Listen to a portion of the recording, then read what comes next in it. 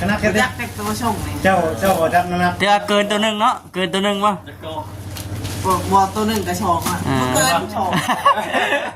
มันใจ100%นะเนาะแกบ่แกเละคนได้ให้น้องดาวได้เป็นคนแกเนาะเจ้าว่ายังเจ้านะเราหูแล้วแต่ว่าหูอยู่แต่ว่ามันต้องมีบางอย่างแต่ว่าประจิตประจักเนาะแต่ว่าจุดประสงค์นั้นตัวนึงน่ะสิจักอยู่จะมาชอกไหมเลยสิเปลี่ยนคำนั่นนี่เนาะอะไรดิเปลี่ยนอะไรเปลี่ยนมาได้เจ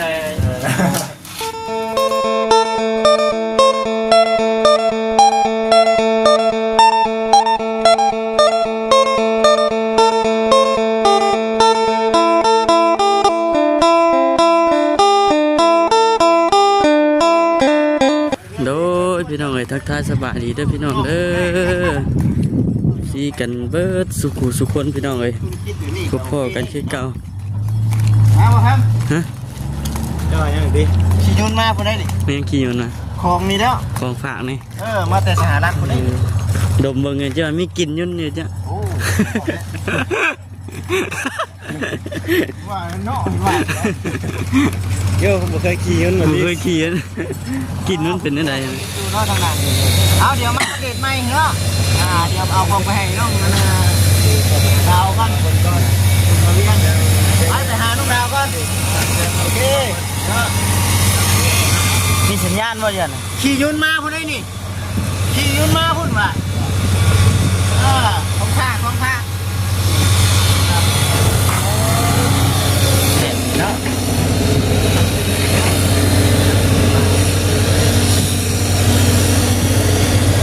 มื้อนี้ก็พาทางอีกทีแล้วก็สิมาพี่น้องเฮาเอามาอันเฮือนน้องดาวเพิ่นก่อนเด้อพี่น้องเด้อได้เด้อนิดนึงโอ้เฮือนน้องดาวเนาะเรื่องเลยนี่ครับแท้บัตรเป็นนี่ไดเป็นหยังงามเลยบ่ครับงานบ่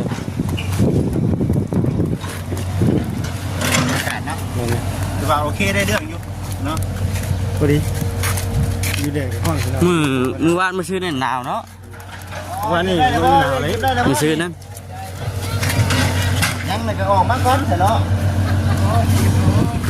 ได้แล้วตัวซื้อคิดค่าโคตรเนาะสิเจ้ากันไหนเนาะเห็นงามมีเนาะไม่ได้บอกดูว่าเห็นงามได้จังไงมันเบิดมาอยู่ที่ของตีนบุมีนะฮะมีบอตีแน่เนาะจงไม่เห็นบอตีแน่เนาะสบายดีสบายดีเด้อสบายดีเนาะจุดได้ยังอันแรกเขาจะว่าขี้ยุ่นมากครั้งนี้ดินี่นะนี่นะขี้ยุ่นมาเลยเด้ยุ่นมาผมจะเด็กกับผมเห็นได้ทางในสิเป็นอย่างเนาะผมผ่าเห็นน้องดาวสบายดีแม่พ่อที่แมวใส่เอวลายใส่เอวลายเจ้าคืนนี่วะ8 ศอกแล้วสนุก8 ศอกงานนักเนาะที่เราไปทางไหนไม่เอาละลืมมาแล้วบ้านี่เป็นงานนักเองลืมเก่าแล้วจักอย่างเลยไม่ได้มาแป้มอนดิแม่จะกอกสู้ๆเด้อให้น้องดาวดิเนาะน้องดาวอยู่เพื่อนอยู่บ่มานี่อยู่ไอ้ใหญ่เลยจากโลในมาเนี่ยเนาะเหยียบได้ไหมบ่เนี่ยกันดิเป็นยังบ่น้องพี่น้องเลยงามเนาะแข็งได้หรอนี่ไปทำเมืองตากะโลเพิ่นบอกว่าบ่ได้มื้อนี่น่าจะเป็นมื้อน้องที่นะนี่สบายดีล่ะสวัสดีป้าลุงเมื่อยเลยเนาะเมื่อยแล้วเมื่อยก็เมื่อยใช่ไหมเนาะทำแล้วแจ้งบ่นี่เนาะมาพี่เป็นยังไงน้องน้ำมาพี่ผมมากระโดดไปเนาะยังน้องจ้อยสวัสดีเฮ้ยดิพี่สบายดีสบายดีน้องสบายดีเอาอยู่นี่หรือเปล่าต้องว้าวนี่แล้วมันติดเขาครับแล้วเป็น ตามนี่แหละมาดูน้ำกันบ่น้ำจ้อยตายของมาแต่สารังได้นี่ได้ ต้นทางในสาม ของม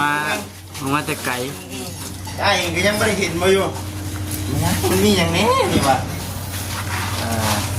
ก็เป็นของกินน้ำปันกันกินน้ำในเด้อเนาะแต่ว่ายังแต่ว่ายังเบิ่งก่อนเอาเบิ่งดู อย่าจะจับน้ำแก้วอยู่ได้อย่าง ผมก็จะเล่นนี่ป่ะคิดเล่นยันว่าลุงจูไว้ว่าบักเหินแน่ ป เนาะ ระมาณเนี่ยส่งไป ส่งบ่ ส่งน้องดาวเด้ น้องดาวเอ้ยบ่แน่น้องดาวนี่ น้องดาวเป็นผู้อยู่บ่น้องจ้อยว่าส่งบ่ส่งตัวเดียวยังคือใหญ่แท้ ขอส่งมาจับเลยนี่ จักตัวอ่ะ จับเต็กตัวส่งนี่ เจ้าบ่จับนะครับ แต่ว่าเกินตัวหนึงเนาะเกินตัวหนึงบ่ วัวตัวหนึ่งกระชองอ่ะมันเกินชอง มันใจ100%นะเนาะ แก แกบ่ แกเละ บ่ได้ให้น้องดาวได้เป็นคนแกเนาะ เจ้าว่ายังเจ้า ฮะ ว่ายังเราหู ฮู้แล้วแต่ว่าฮู้อยู่แต่ว่ามันต้องมีบางอย่างแต่ว่าบ่จิตบ่จักเนาะแต่ว่าจุดประสงค์นั้นตัวนึงน่ะสิจักอยู่ จะมาชอบไหม สิเปลี่ยนคำนั่นเลยเนาะอะไรดิเตรียมอะไร เปลี่ยนมาได้เลยเจอ อัดเป็นมาไก่ชนะขี่ยนต์มาคนนี้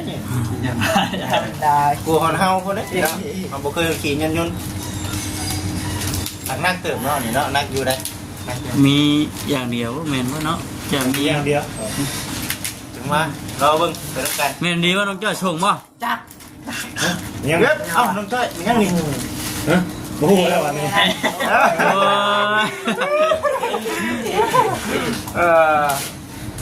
ประมาณบ่ ประมาณบ่จักเบิ่งดู เขาจับก็คือส่ง คือส่งเนาะมันยังหนีเขาออกมาจะหนีเขาออกมามีอีกนี่มีอีกอย่าเข้าเลย เอ้ายังนี่ออกมาแล้วโอ้ยทันทียังนี่ทิปมึงเกี่ยวกับแขนนะคือกันว่านี่เนาะออกมาโดดตรงนี้แล้วเนาะโอ้ยังมีแต่บ่มีแต่อย่างเดียวเลยคือเลยเอ้ายังนี่กระดาษเนี่ย คือหลายแบบนั้น เขาเคยใช้อยู่บนเดือนคือหลายอันเท่นี่เนาะออกมาอันดับตาเนี่ย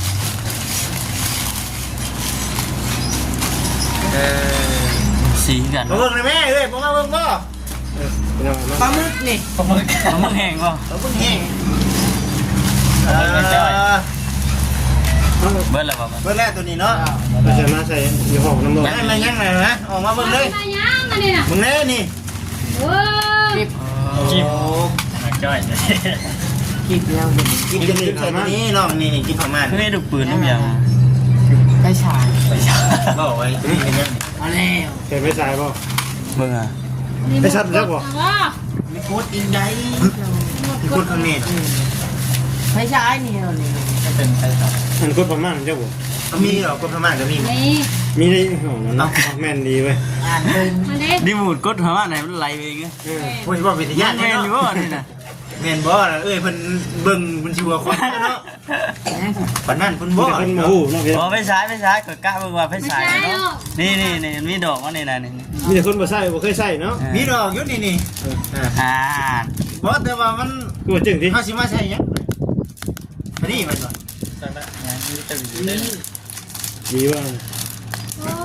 ระวังเด้อสิกดฉันลงเบิ่งดีไหมปึ๊บมานี่เนาะ มันแล้วมันบ่ดัง หมดแล้ว ๆมีแต่วีบ่ เลย โอเคมันของแกมเนาะ บ่ตัวนี้เป็นหยังอันนี้เนาะ นี่น่าจะเป็นของแก ไม่ ม ใช่ พี่ชายยังกดได้ชื่อได้เลยนะ กดข้างเอาสิเด้อ บัดปากอ่ะ ไม่ได้จ้ะ จะพูดต้องแกะ แกบ่แกเบิ่งเนาะ มันมี แล้วน้องว่าโอเคได้จ้ะ สิบอกได้ว่าใส่ประมาณนิดเดียวกับอู้ ว่าเนาะ บ่ตัวบ่เท่านั้นแหละ นี่หมุนได้ชายป่ะ มาจิบพื้นเบิ่งได้บ่ ได้ พื้นนะจ้ะ ทำเบิ่งก่อนเนาะ พี่น้อง ได้บ่น้องดา ได้ว่าเยอะมันเยอะเข้าห้องน้ำ ยังแม่นอยู่ ยังเป็นยัง ยิงเขาเนาะ มาพี่น้องเอ้ยเบิ่งตัวนี้ก่อนเบิ่งตัวนี้ก่อนก็ได้อ่ะ โอ้ย ไปใส่ป่ะ สาย โอ้โห อ๋อ ใหญ่เนาะใหญ่แต่อยู่ ประมาณเนาะเก่งอยู่บ่เดี๋ยวมันก็มาข้างนี้ แจ้งอยู่ เก่งอยู่เนาะ มันเห็นหมดได้เยอะ แล้ว คือกันว่าทุกคนละแบบได้นี่ คนละแบบ คนละแบบ ตัวนี้ยังบ่เข้าใจหมอยังเป็นปริศนาอยู่เนาะตัวนี้เนาะ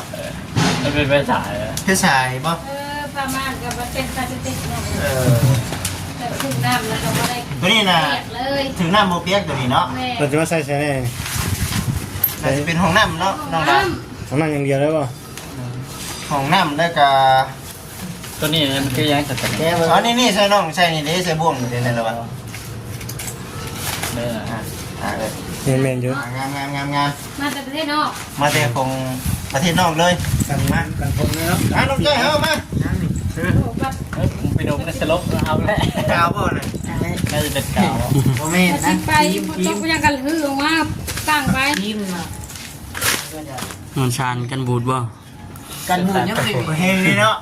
ยิ้มเบิดมือแล้วนี่ ยังเจ้า ของคนฝากมานี่มีแต่แน่เป็นประโยชน์เบิดนะทีแนวแต่เฮาบ่ฮู้ มาเฮา เฮาบ่เคยได้เฮาบ่ ตัว เคย นี้บ่ เห็น คือ เลย กันครับตัวนี้เด้อ เห็นใหญ่บ่ ง่ายชาติบ่ง่ายเนาะ คือกันเนาะ คือกันแต่ว่าคนละสี อยากทำมาจากเบิ่งเลยค่ะ ฮะ อยากคือกินนี่ผมมากคือกินนี่ผมนั่น นี่บ่เอ้ยใช่นี่บ่ บางรู้แล้วทาง อย่าจะเป็นคือเจ้าวะใช่ เล่นมีหมักขิงหมักกระลุมมันนั่นน่ะแม่นแล้วน่ะ เป็นเครื่องกันอ่ะ กินกระเทิงเนาะ อ๋อสิเทิงเนาะมันล่อมันหมุนเนาะ โลมันหมุนเด้ อ๋อสิเด้ เมนนะ ใส่ตามดอก เข้าใจพี่ว่ามันเป็นนิมูลอันน่ะแล่เด็กเลยนะ มันก็ผลึกโคตร ได้เสียได้ อ่าโอ้นี่ก็คักอยู่นี่เนาะนี่เด้ที่มันเป็นบ่เนาะนะที่มันแบบโอ้งามเนาะอยู่บ้านห้องบอกเห็นในแบบนี้นะ หมู มันมีแต่ผ่าม่านเป็นเทแล้วนะอยู่ในอนาเห็ดเฉพาะเพื่อนเฮานะอันนี้เป็นเห็ดเฉพาะแบบอนาของน้ำรถนี่เนาะ กันน้ำเด้ลึกน้ำก็บ่เปียก อ๋อ นั่นเลย ฮะตัวนี้แหละสิ เอาใส่ของน้ำมันบ่ ในวันโมเมนต์นี้เนาะตุ่มนี่ดิยันนัก รีโมทบ่จ๊ะ น้ำหนักของมัน อ๋ออย่าทานน่ะกดรีโมทใส่ไหลจืดๆอย่างจ้ะเรากดเบิ่งดูฮะเลใช่น่ะ กดตะไคร้กดแช่ ก็เลย กดดูฮะ กดแช่ตะไคร้ใช่ กดรถเลใช่ตัว ว่า ทำอย่างนี้ โอ้เนาะมาจ้างได้ใช่ตัวนี้ เหี่ยวเฉลิมเนาะลูกชิเมสเนี่ยนะ เดี๋ยวคนโอ้โหเนาะ เออ ใช่เป็นยัง น่าจะเป็นฟองน้ำหนัก น้ำหนักเนาะเงินน้ำหนักกดตีน้ำหนักมันนะเงินมันจะเป็นน้ำหนักเท่าไหร่ ตัวให้มันย้อนลงที่บ่ มันย้อน เล่ บอกว่าจักเด้อตัวนี้นี่คือพิศนาอยู่ถือว่าสู่ข้าวสิข้าวน้ำเนาะ เอากด เป็นไฟดับ กดจึงเอาสินะ เป็นเมนอยู่เราก็จึงไว้เลย มันจังบ่ยากกดตับ นะเราไปเก็บมัน จึงเป็น อยู่มันถือกักอยู่แล้วพี่น้องเลยมีแต่ว่าในเรื่องเด็กของมันน่ะเป็นว่าเขานั่นน่ะเฮ็ดเองเนาะน้องเนาะเฮ็ดได้อยู่ว่ากล้าได้อยู่ว่เด็กนี่นะสามีเด็กนี่นะเด็กเด็กกับยึดใช่เห็นแล้วกล้าว่าเคยเห็นอยู่บ่กล้าว่าสิได้อยู่บ่ เคยเห็น เบิ่งแบบก่อนเนาะมีแบบมันได้สิได้อยู่บ่สิได้อยู่เพราะว่าเด็กมันน่ะมันเฮาเท่เนาะเฮาเท่อยู่ในห้องน้ำน่ะมัน2เมตรปลายพุ่นเนาะเห็นบ่ โดยทางไม่ขาด 2เมตรปลายพุ่นแหละยันมันบ่มีบ่จิตเข้าไปถามได้อยู่ในห้างน่ะมันบ่มีนี่แหละเนาะหาได้แล้วแต่ว่าเพิ่นพากมาแต่ก็จะหึงแล้วอันนี้เนาะ แล้วก็เดินมาจะไปมอด มันมันอยู่ในอาทิตย์ปลายนี่แหละเบิ่งเท่าไหร่ โอ้ เพราะว่าเพิ่นผากมาน้ำที่น้องในบ่ได้ผากมาในอันน่ะบริษัทขนส่งทำบริษัทขนส่งน่าสิเฮิงอันนี้เพิ่นผากมาเด็ดพี่น้องโดยตรงพี่น้องเพิ่นมาบ้านเฮาน่าสิมันก็ไว้เนาะอันนี้แหละนี่สองอันนี้แหละนี่ นั่นนี่เขาจ้างแต่วีเนาะ หลังจากทีวีกับตัวนี้ได้นี่กับนี่ได้นี่แต่ว่าตัวนี้นี่เอ้า ไปสายซะสิ ไฟสายก็ว่า นี่มันมีเนาะ ให้บอกอีก มีให้บอกอยู่นี่ แค่5 อันบอกว่ะ ศึกษาเบิ่งกันเด้อจังใช่ ได้เขาบอกมาทุบเนาะ อืมโอ้ทานเนาะทาน เนาะนี่เนาะพี่น้องเลย เป็นไปสายซะสิ เป็นไม่ใช่เอาเนาะ2รับหลังในเวลาไฟฟ้ารับ บ่ได้แก้ไขอยู่ บัดอาบน้ำก็มืดคือเก่าเนาะกดข้างบ่ได้เนาะตัวนี้เนาะอืม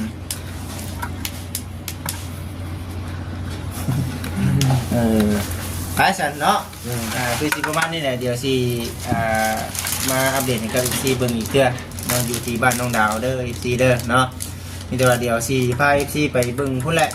บ้านของทั้งน้องคือทองเพิ่นก่อน งาน แล้วก็ไทยกับ FC เบิ่ง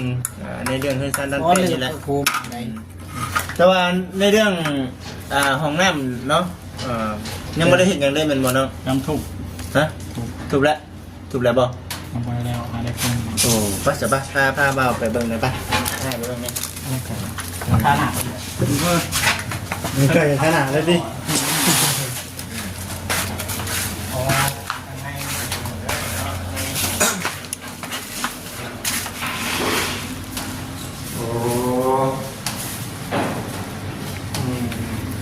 ทุบแล้วเนาะ ตัวนี้บ่ไป น้องพนังทุบนะ ตัวนี้บ่ไปเฮ็ดแบบนี้บ่ใช่ป่ะ มีแต่ทุบออกปูใหม่ แต่ว่าแสดงว่าตัวนี้บ่ได้แก้ป่ะนี่ บริแกมีแต่แม่เท้าแก้จะได้กับเขาหนักตรงนี้ปูจะในรูปหน่อยนึง แต่ว่าคือฮอดเนาะตะกี้คือว่าแก้ของเบิดเนาะตะกี้เนาะเอาใส่เนาะมีแต่ว่าตามเด็กของทางน้องเพิ่นว่าเด้ตะกี้ในคุณคือตะกี้ว่าคือว่าสีแก้ของเพิ่นเลยเนาะแต่ว่านี่คือสิเลยเป็นบ่นี่น่ะนี่แม่นบ่โอ้คือเขียนได้เนาะ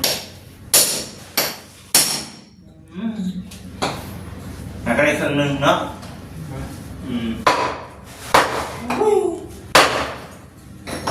ยอด ทำสิคนบัดนี่เนาะเอาพี่น้องโอเคเด้อพี่น้องเด้อบัดทีนี้สิจบคลิปก่อนสบายดีพี่น้องเอ้ย